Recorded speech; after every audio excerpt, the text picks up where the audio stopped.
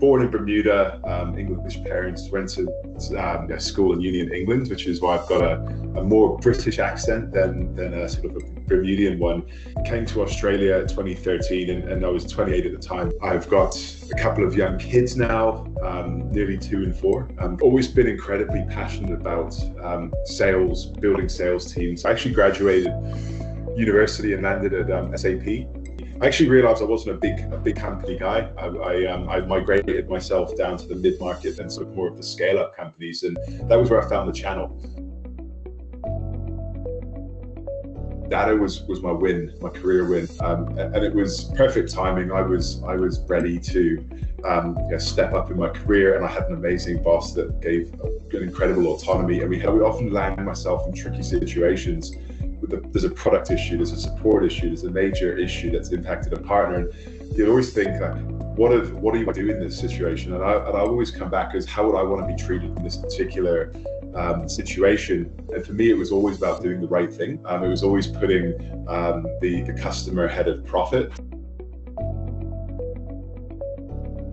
One is the structure of who do you bring into the organization and how do you motivate them to get them to progress, and then the other one is that the leadership capability as well. So I guess my leadership principle, if I start at the ladder, is about helping to inspire people to achieve results that they didn't even think were possible themselves. The other piece around building high-performing, scalable sales teams for me is creating a sense of belonging. It's about creating a culture of growth within the organization.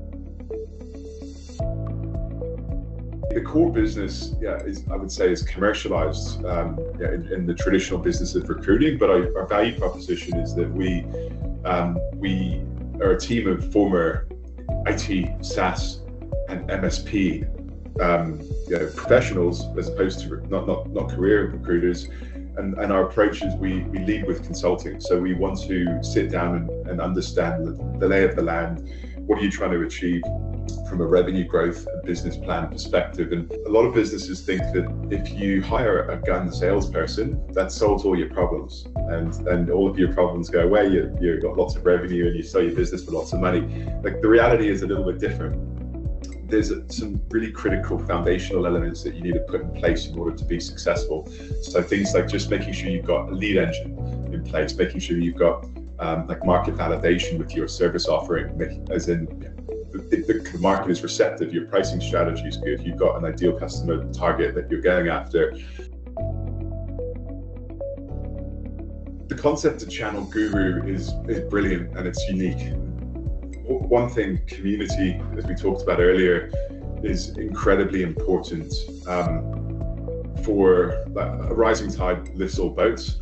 And if we can create an ecosystem of like-minded people that can all grow together, that we all grow together off the back of that as well. So one is, I love community and ecosystem as a concept for the channel. That it's been incredibly good to me for the last 15 years of my career. The other piece is that it's great to work with people that want to grow and to help them. I do love helping people. I love giving back. I love advising and giving as much of what's inside my head that I've learned from my own battle scars.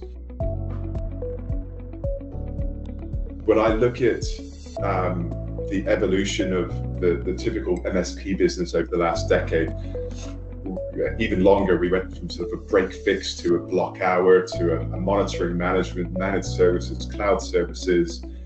The next evolution is tied to AI, and I think that if an MSP is not incorporating a management or advisory service around AI, then they're missing a trick. And if I was to set up a technology solutions business today, my business would be looking at how can you become an AI advisor, whether that's on Copilot or ChatGPT or Gemini or something like that, and how can you be the virtual chief AI officer that can come in and actually understand, be a subject matter expert in a particular business or industry, and then how can you help them to achieve their objectives, whether it's an accountancy firm, engineering firm, by leveraging AI more effectively, and then delivering that as a managed service in the old name moving forward. So that's what I would be thinking about moving forward.